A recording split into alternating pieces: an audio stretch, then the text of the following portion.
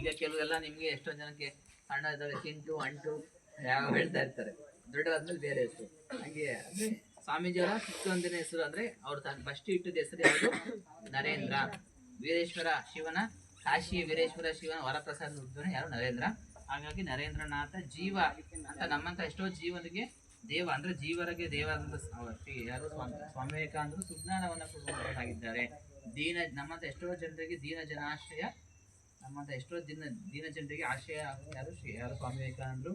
ಮತ್ತು ಇಡೀ ವಿಶ್ವವೇ ಇವತ್ತು ಅನ್ಸುತ್ತೆ ಸ್ವಾಮೀಜಿಯವರ ಹೆಸರಿಗೆ ಯಾರಿಗೆ ಗೊತ್ತಿಲ್ಲ, ಇಡೀ ಪ್ರಪಂಚನೇ ಸ್ವಾಮೀಜಿ ಹೆಸರನ್ನ ಸ್ಮರಣೆ ಮಾಡುತ್ತೆ ಅಲ್ವಾ?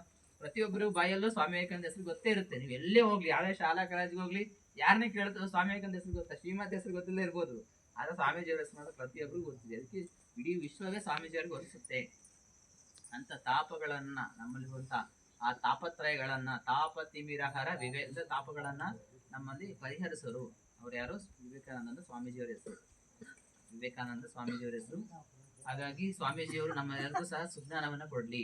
ಆಮೇಲೆ ನಮ್ಮಂತ ಎಷ್ಟೋ ಜನರಿಗೆ ದೀನ ಜನಾಶ್ರಯರಾಗಿ ಸ್ವಾಮೀಜಿಯವರು ನಮ್ಮನ್ನ ಕಾಪಾಡಿ ಮುನ್ನಡೆಸಿದೆ ಅಂತ ಹೇಳ್ತಾ ಈ ಭಜನಾ ಕಾರ್ಯಕ್ರಮ ಹೀಗೆ ಮುಕ್ತಾಯ ಮಾಡೋಣ. ಮುಂದೆ ಮಾತಾಡುತ್ತಿದ್ದಾರೆ.